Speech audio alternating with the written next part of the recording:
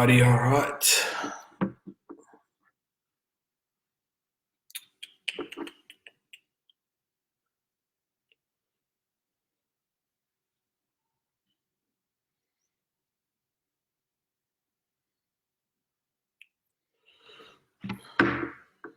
Hello, Saints fans. I'm just giving a couple of minutes just for some people to join because I don't want to go through all our trades and then people come in halfway through and go, "Oh my God, I missed out." So I'll just hold on a couple of seconds and then maybe a minute or two, and then I'll start getting into it.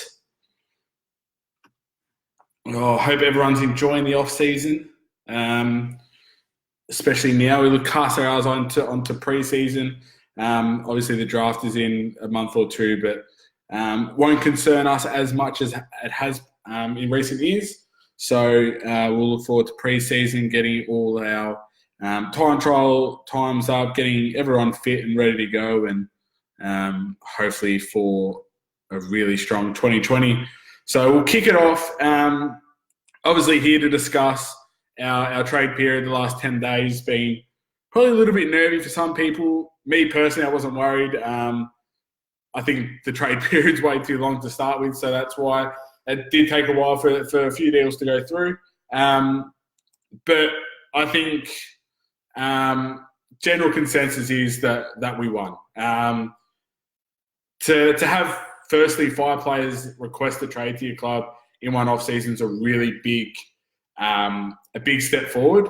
Obviously, players are believing in the system we've got going and the front office side of things, as well as the new head coach and that sort of stuff, and believing in the playing group as well. So to have 5 players request a trade, for me personally, I was like, okay, well, that's a good start. If we can hit 3 or 4 of them, then it's a really good effort. For James Gallagher and his team to be able to get all 5 and keep next year's first rounder, he deserves a really good holiday, because that was a fair income effort, and I hope people really understand just how hard it is to facilitate all those trades. So I'll go through each trade. Obviously try and answer as many questions as I can, but I'll give my opinions on each trade as a whole, and then obviously as a collective, put it all together and show how we won the trade period for 2019. But obviously the first one was a big one. The Port Adelaide one where we swapped, the first one was actually with GWS, swapped pick 6 for 12 and 18. Really smart move. There's months of planning that go into trades, and especially with all the bid and academies and that sort of aspect of it, point systems are really big thing when it gets to the high end, the high up draft picks. So obviously the team worked out, 12, 18, and it still gives us the opportunity to get 5 of the players that are requested trades, and hopefully gives us the opportunity to keep that first round pick next year.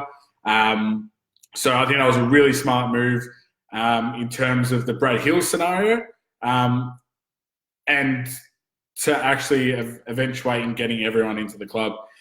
So then those 2 picks, 12 and 18, were then forwarded on to Port Adelaide, which I think we won that trade individually by a whole lot, by the length of Flemington Strait, to be quite frank. To get 10 back, as well as Patrick Wright. Patrick Wright was always going to be an easy get. They didn't want him there, so if he was done individually, it would have been for a 70, 80 pick anyway. But to get Howard, Ryder, and pick 10 back for 12 and 18, I thought that was a really good move. Howard, if anyone remembers the China game this year, really, really sort of dominated a little bit against us. His athleticism, 200 centimetres, can run really, really well. And he's good at both ends of the ground, which gives us that flexibility. 23 years of age, played 45 games, so he started to get into the continuity of AFL football. And I think it's a really underrated move by the Saints, and really shores up our backline for the next couple of, even 5-6 years with Carlisle, Wilkie, and now Howard as well. So really good trade on that behalf. great start to the period, and only got better from there. Brad Hill was the next one. He was the key. If we didn't land Brad Hill, then I think it could have been, touted as a bit of a failure. They put so much time and effort into getting his signature, and they eventually got him over the line. Did we pay overs? Probably. If we look at what we gave up, I think it was Blake Acres, pick 10 that we got from Port, as well as a future second. I think pick 58 was even involved in that one, and a future third or fourth. If you tally it all up together, it works out roughly to be a pick 10 plus a late first round pick and Blake Acres. The problem with Blake Acres was, and I feel like most fans will sort of agree with this, is that his good was really, really good, but his bad was really, really bad. And that bridge was way too far to be consistently picked in the side each week. And with the moves that we made in the last couple of days, I don't think he would have been in our best 22 at the start of the season. And I thought, just with the way he was playing at the end of this year, it would have been a real struggle for him to work his way in. So I think it was a good move to get rid of him, in terms of give him a fresh start as well, but also, clear us a bit of space and allows Jones, Butler and Hill to slot straight into our lineup. So we paid overs, but I think it can work our way as well, depending on how much success we can have in the next couple of years with Brad Hill. He adds pace, he adds polish, he adds class. He's a triple premiership player. Finished, I think he came first in the Freo BNF last year, and I think he was in the top couple in this year behind Fife. So again, a really good acquisition.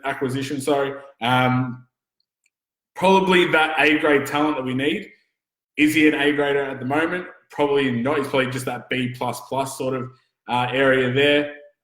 So a really good get from the Saints. And I think he'll be a really good, strong player and fit well on the other wing with Billings as our two wing players under Marvel Stadium. Jack Stephen, sad to see him go. Obviously, 4-time best and fairest, one of the great players that we've had in the modern era. Understandably, I get why the club let him go. Obviously, he needed to get back home and that sort of stuff, and that's fine. I feel like we could have gotten a better deal for it. Picked 58 for a 4-time best and fairest, and a guy that finished, equal 8th in the Brownlow a year ago ahead of Dangerfield goes for a late third-round pick. To me, that's a bit stiff.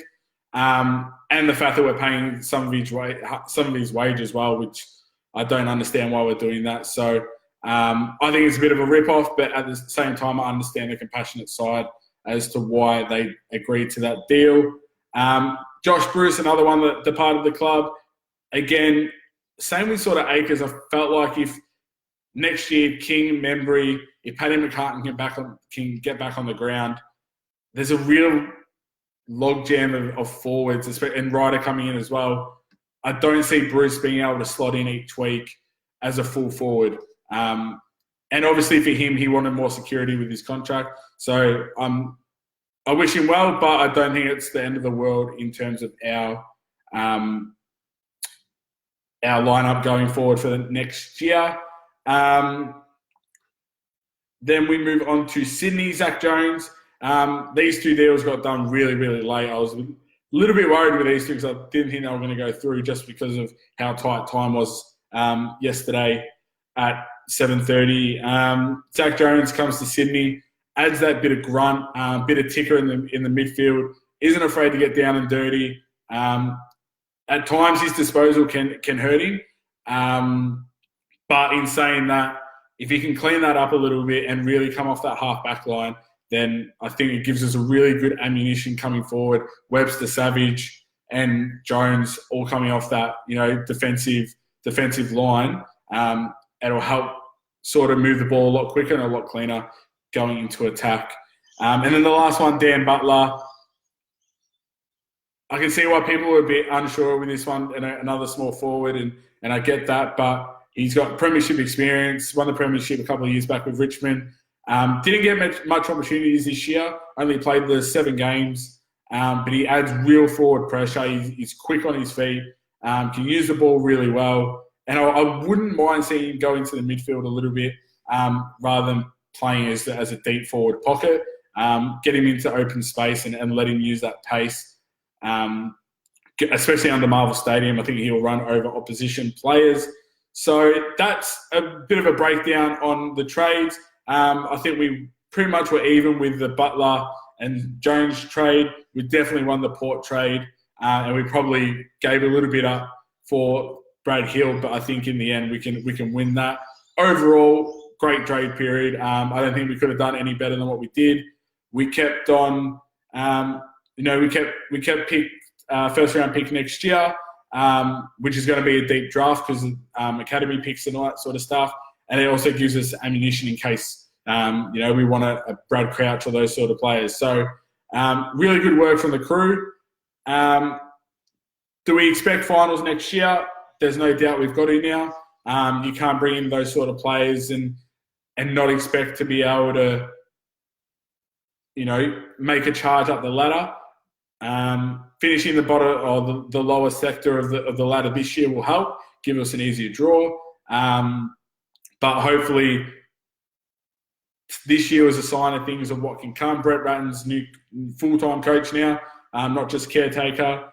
And I think those players he got into this, or we've got into the side now, can really add to that, add pace, add energy through the middle of the ground, and really use the ball going forward. So I'd like to see your opinions. Obviously, I'll go through some of the comments here, but I think it was a really good 10 days for the Saints, and started give us a bit of confidence going into next year, and hopefully we can hit that 50,000 member mark and really get behind the boys going into 2020. So just seeing a lot of people commenting how good the trade period was. It's probably been the best one this decade, and probably one of the better ones for a very long time. It's always hard. Clubs value people differently. We saw with other clubs, they value them highly when they're offering contracts and years and that sort of stuff, but not high enough when they're going to trade for him. So I think we did a really good job, and we didn't give up too much for a whole lot of our players. Who is on the chopping block going into 2020? Oh, good one there, Xavier. Players like Bailey Rice, Brandon White, Claverino as well. Those sort of fringe players that have been in the system for quite, a couple of years now and really struggling to cement a spot in the best 25. I think we sort of include the emergencies in that as well. This is their time for them to sort of step up and really, compete for spots now. You've got 5 players in there, all got experience. They're all in the age demographic that we need, probably apart from Ryder, but the rest of them 24, 25 years of age. So even not going to the draft this year is not going to hurt because we've got the ready-made players coming in. So it adds a bit of competition, adds a bit of, chip on your shoulders in terms of being on that list for the round 1 lineups. So hopefully in the good preseason and it's really good competition for each spot in that team. Going into the draft this year and next, what are our major deficiencies? What areas do we need to bolster? I'm not sure if there's major deficiencies. I think we do like the polish. I think we notice, especially heaps this year, moving the ball wasn't such an issue. It's that last kick inside 50. Now, that's a bit of midfield craft as well as forward craft. So, and I think Bruce leaving will help that. I don't think he was a very good leader at the ball in a contested area. He was good in the open space, but to be able to find a lane to slot in when it's 12 players defensively back for the opposition. So I think that'll help. I guess with Ratton's game plan, we sort of we played a little bit of counter-attack football at the end of last year as well. So getting him on the fast break and really having those one-on-one contests. So that'll help our forwards, especially with King and Membry. So if we were able to grab someone who can really add that polish at the end of our attacking mindset, and be able to hit the scoreboard as a midfielder. I think we do struggle in that regard, but that'll come with time with the young guns of Billings, Gresham, Sinclair. Ross is starting to hit the scoreboard as well. Hanbury did it a couple of times as well. So those sort of things, that's probably what I reckon. Maybe even a young ruckman. We've only got the 2 rucks at the moment with Ryder and Marshall. It sounds good to start with, but all it takes is an injury or 2 and we're on the back foot in that position. So maybe even a mature age ruckman won't go astray either. Oh, excuse me. Thoughts on Nick Hind and his spot in the team? I think he might struggle to start with. And I think that's because we've got so many of the same sort of player in his position. Small forward, adds pace, but either has to hit the scoreboard or he's sort of irrelevant. Nick Hind, he was probably the better small forward for most of the year. Loney was good at the start, but obviously had the hyperextension for the most part of the year. So again, Butler coming in adds more competition, and it will give the likes of Parker, Long, Loney, Hind, Young, motivation to sort of keep going and putting your best foot forward to be able to be on that round 1 team. A lot of talk about Nunes. I don't think Nunes will accept the contract offered by St Kilda. I know I think it's a 2-year contract, and the money is a lot less than what he was on. Didn't get picked up as a free agent, but can still get picked up as the listed free agent and go into the national and preseason drafts. So I think he'll take that option. If someone wants him, if no one wants him, then I dare say he'll take the offer, but I'd expect to see him at Sandringham a lot in 2020 unless he can change his form around. Next year, all Saints need is elite mids. What do you think? Yeah, 100%. That's exactly why they went so hard for Brad Hill. And even Zach Jones for some part of that. I wouldn't say Jones is elite, but adding depth to that midfield is definite key. Ben King is still very much on the radar. State he doesn't like media attention. Would have got heaps if he didn't re-sign a Gold Coast contract worth shit. I still think I think there's too much publicity around Ben King. He's a good talent and he'll be a very good player for a very long time. But I think at the start of the trade period, there was way too much emphasis on whether or not he would get to St Kilda next year. And to me, that was sort of irrelevant. We're not looking at next year. We're looking in terms of at the end of next year, we're looking at what we can do to better ourselves for season 2020. So I guess if the time comes next year and he requests a trade, then I dare Simon and Gallagher and that will jump on it straight away. But don't hold your breath for him. And he'd be a good acquisition, don't get me wrong. But do we need him right now? Maybe, maybe not. The only time will tell with that one. Phil Lewis, I think he'll play a lot in the midfield. Yeah, 100%. He'll be on the wing with Jack Billings on the other side. Gresham's the interesting one for me. Does he play, at the top of the forward 50 and slot into the midfield / forward role, or does he actually go back to forward pocket? I think the midfield makeup next year is going to be a very interesting one. Ross, Dunstan, Hanbury, Hill, Billings, Gresham, Steele. There's a lot of players only to fit in 5 positions in that midfield core. It'll be interesting to see which way Ratton goes. But I think Gresham might be one that goes in between both of them just to help out fitting someone else into the team. Nathan Brown delisted. Yeah, I think that's the way that's going to go with Brownie, unless he's willing to take a massive pay cut and plays that mentorship role. I don't think he will. I still think he's got good football left in him, but I would be disappointed to see him having a spot over a Dougal Howard or a Claverino when they're fit and 10 years younger and the future of the club. So I dare say Nathan Brown's played his last game for St Kilda, but time will tell with that one. Are we going to another level with these inclusions, or will it take a good year to gel? Only time will tell, Anthony. Only time will tell. You can make the assumption that it'll take ages for these players to gel and they'll slot straight in together. And then you can be like, okay, well, they're all star power. They can address an area of need straight away. There's 10 reasons why St Kilda can make the finals next year. And then it does obviously take a little bit of time to gel. So I think we saw with this year, North Melbourne, they had a few players come in and everyone, presuming, North Melbourne to make the eight.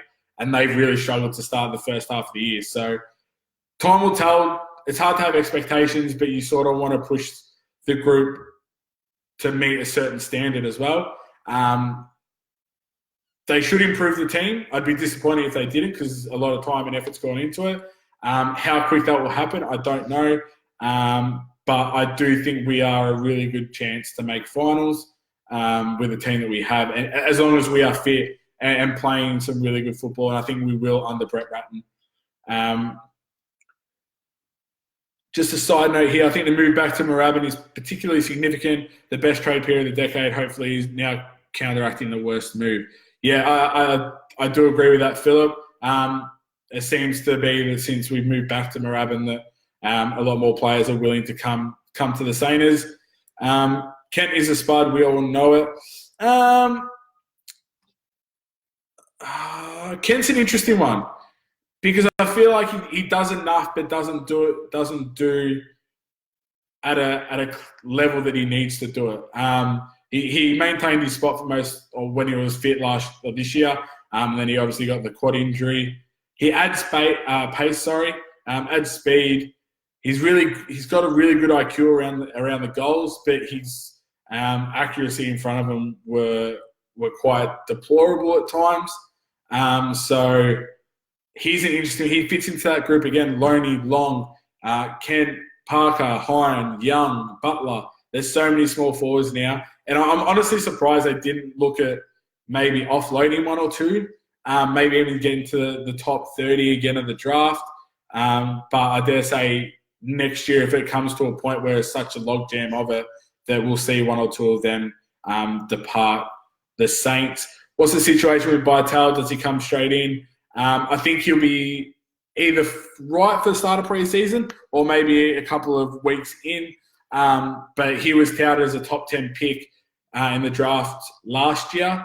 But because of the injury, obviously slid back to, I think it was in the 30s or 40s. And I think we got a real steal with him.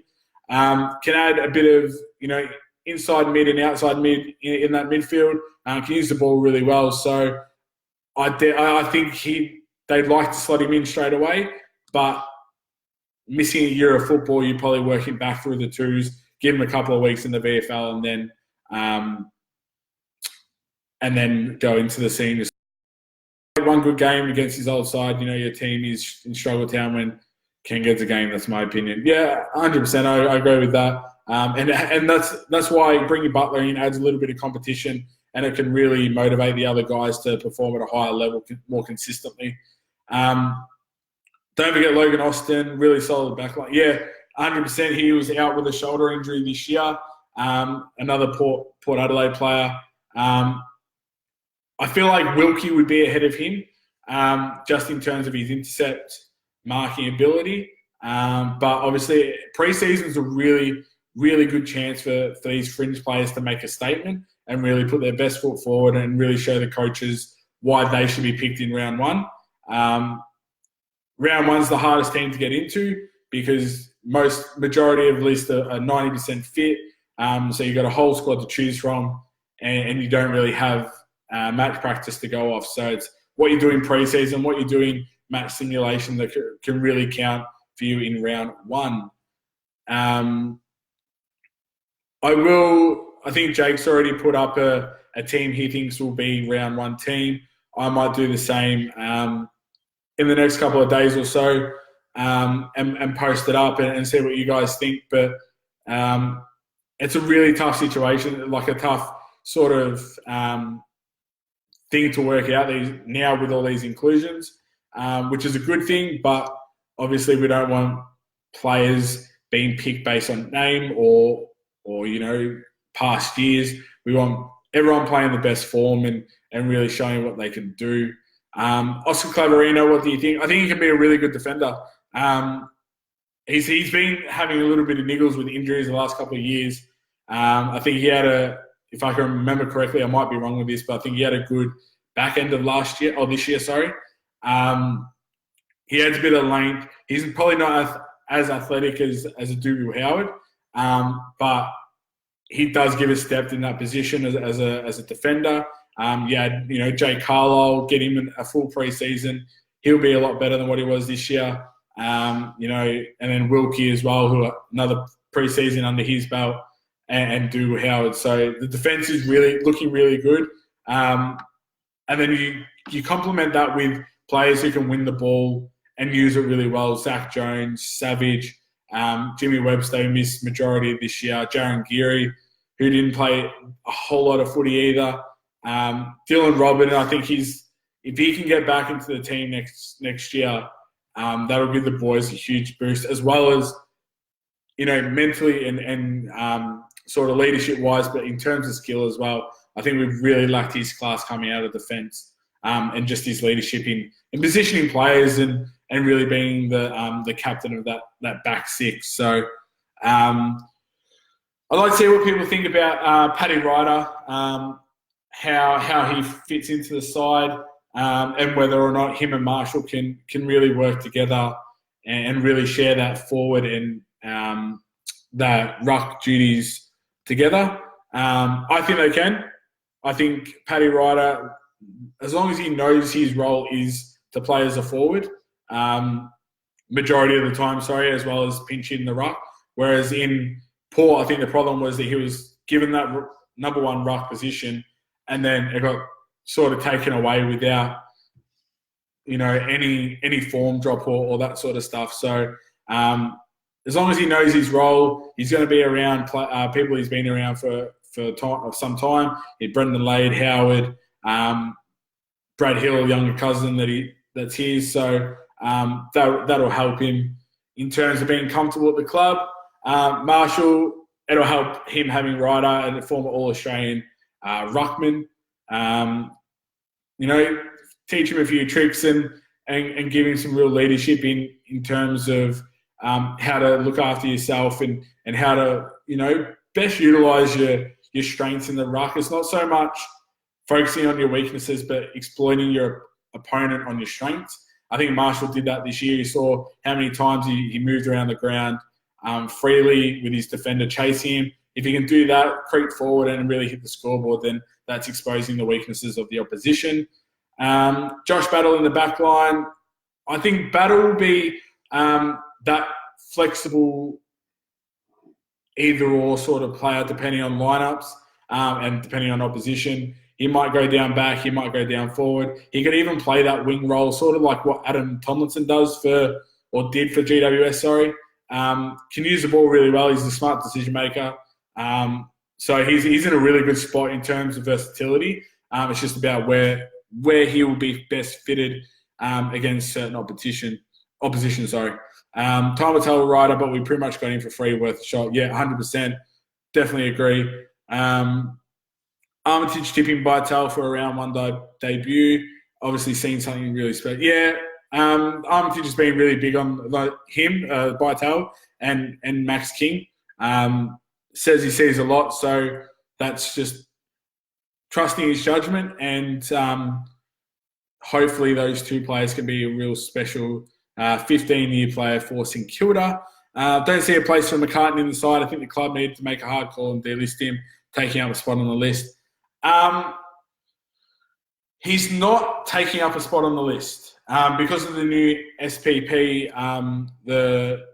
At the start of the year happened this year, where we were able to put him on the long-term injury list, and pick up, I think it was Jack Mayo that we picked up in the mid-season draft. Same with how we got Sam Rowe and Jonathan Marsh. So I think if the time comes to it, they'll put him on the long-term injury list. They're going to keep willing to support him. It's not an easy time that what McCartan's going through. It's tough, but I have heard he's really keen to get back on the ground and really put his best foot forward. So hopefully he can do that. Class of adjudicator play, yeah, correct. Did we apply for compo? No. If we do, it'll be through picking up someone as a, that 1 year deal, like I said, that we did with Marsh and Sam Rowe this year. Just give me 2 seconds while I put some lights on.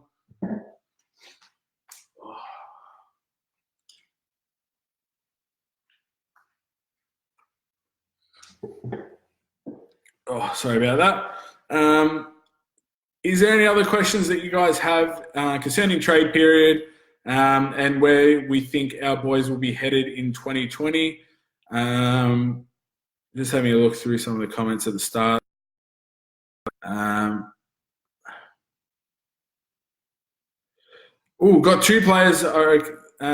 Give a shot. I reckon Sam Murray and Harley Bennell worth giving a punt. Sam Murray, I would agree before the trade period. I don't think anymore due to we picked up Butler, Jones, and Howard. I don't see how he gets a game. Harley Bennell, interesting one, has all the talent in the world. Obviously, he had troubled times at Gold Coast and then went over to Freo and really struggled to get his body right. I'd like to take a punt on him, but I don't see where he fits in terms of our best 22, and I wouldn't want to take a player just for the sake of it when he could go to another club and actually get a game. So has talent, but I just don't see where he fits in our side. Did any new players, Barry, for the Saints in their youth, is that, well, give them more desire to play well? I wouldn't have a clue. But these players are professionals. They put that sort of stuff aside, and when contracts are involved, they play well. Or they do their best they can. Did Geelong pick up Stu's wage? No, we are paying a percentage of it. I'm not sure of the percentage. I have heard nearly half. It still frustrates me that we're still doing that. But again, I understand the compassionate side of things with that deal. Hannahs and Hill on the wings, Gresh and Billings forward. Thoughts? Hannahs, he can use the ball well, but I think he has a pace for the wing. You got to remember, most of our games are going to be under the roof at Marvel Stadium next year, or at least half of them. We want the best users of the ball and with the most speed on those wings. That's why even Gresham and Billings could probably share one wing.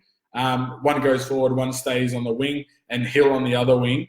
And even Butler could go on the wing as well. And you're going to run most opposition players off their feet. So I think we address what we need to address in terms of player movement and getting the right players in. Would you love to see us get Bennell? For 500 players now, it could be worth a shot. Imagine a fit and fiery Harley. Yeah, you make a point. But again, I just don't see how he fits in to our best 22. That's all I see with that one. We're paying 200K of Stu's 800, so 25%. Yeah, don't like that at all, Phil. We would like to see Charlie Harvey. It wasn't so much Stephen that was causing the problems with the deal. It was more Geelong. Start of the trade period, that both clubs said we'll work towards getting a fair deal and getting all the support that Jack needs to surround him. And I feel like only one club came to that party. The other club still wanted to take the other one for the ride. And I reckon Stephen Wells is sitting in his office right now having a good chuckle and realising, or looking at how much he won that particular deal. Don't get me wrong, I don't think it makes them a premiership contender still. They've got too many midfielders. So I think it's a good fit for Stephen, gets back home, but in terms of chemistry-wise for that club, I don't see how it's going to work. past week 3 of the finals. And you nailed it on the head there. Wells knew we needed to get it done. So he was a little bit on the non-compassionate side, whereas we were on the other end of that spectrum there. Just seeing if I missed any comments before we finish up.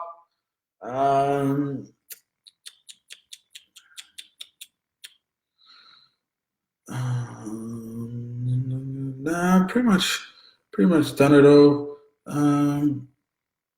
Is there any other questions that you guys want answered? Obviously, the draft is in November 22nd, I think it is. It might be a day or two out there.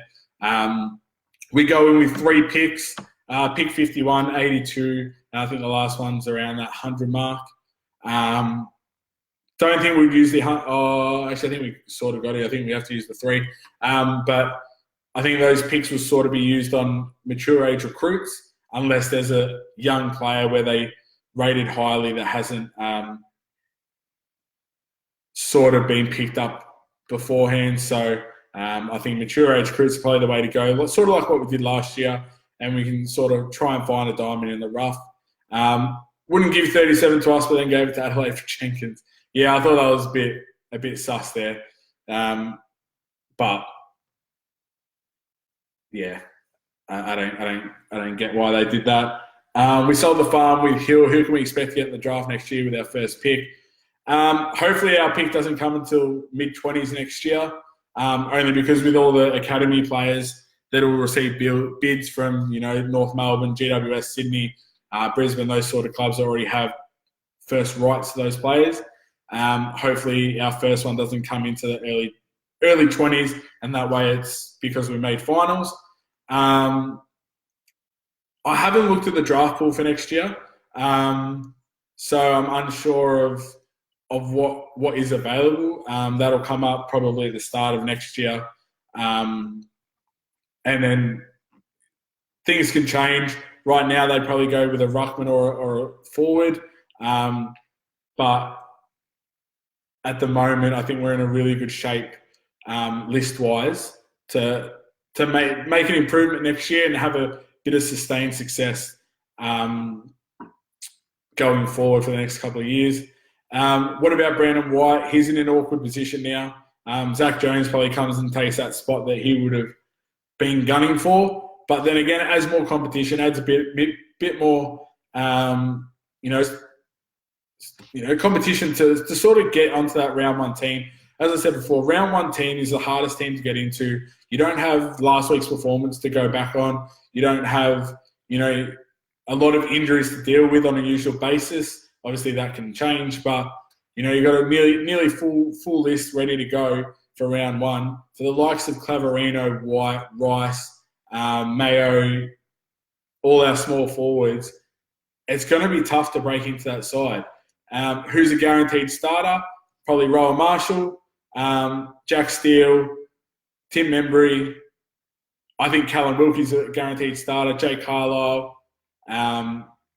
And I think Brad Hill, all our recruits that we got through the trade period, you sort of think they'd be guaranteed, if not nearly written on the team sheet already. You don't bring in players if you're not going to use them, obviously. But there's still, 12, 13 positions, 25, 30 players to fill. Jack Sinclair's another one. Luke Dunstan had a really good back end of the last year, so he'd probably be round 1. But if he drops off, then obviously a bit more competition for him as well. So it's a really good sort of lineup that, or indication of just how deep we can be. But we need improvement from 45 players, not just 3. And if we can get every player improving and really making the club a lot better, well, then we'll go a long way to making finals again. Still need another ruckman development in Sandy. Surely we look at bringing someone in via rookie draft or sub. Yeah, 100% Damien. That's what I believe. Even in the national draft of mature age recruit, there's a lot of state league ruckmen that are really working their butts off and can sort of not slot into the first team, but because they've been playing that second-tier level football in the state leagues, whether it's the SANFL, the Waffle, the NEFL, or the VFL. It goes a long way to being ready. AFL football is a lot different to TAC, and that's why I'm not too fussed on. I've seen a few comments on other social media platforms that, oh no, we don't have any top draft picks this year. I don't have a problem with that because of the fact that we brought in 23, 24-year-olds. We sort of skip that development phase and get into what we're going to expect on a weekly basis. All these players that we brought in have shown what they can do at AFL level. They've shown their class. They've shown the damage they can do on the scoreboard as well as in the defensive side of things. So I think we nailed the draft period really well. But I think that's all from me, guys, tonight. Again, I think we really did really well in the trade period. Thanks for agreeing with Damien. It's not often people agree with me.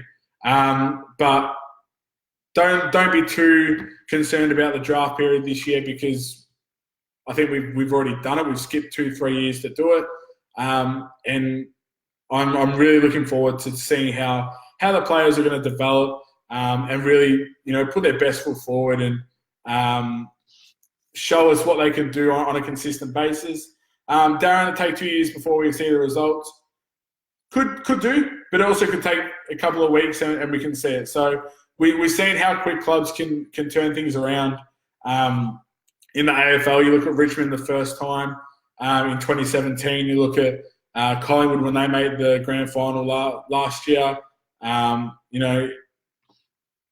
It doesn't take much to turn things around, especially with the way the fixtures are worked out. So a couple of players put a bit of improvement in pre-season, get a bit quicker, get a bit cleaner, and really focus on those skills, then it can really catapult you up that ladder.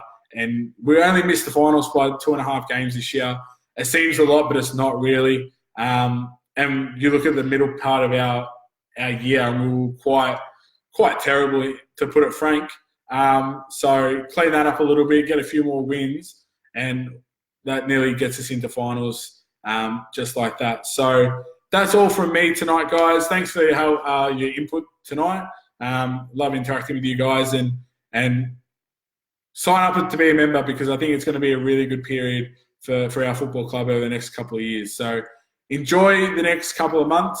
It'll be football free, but stay tuned because I dare say we'll post a lot of round one teams that we think will take place, as well as all the pre-season results that come through. So enjoy the rest of the year, and hopefully 2020 is a good one for us Saints fans. Good night.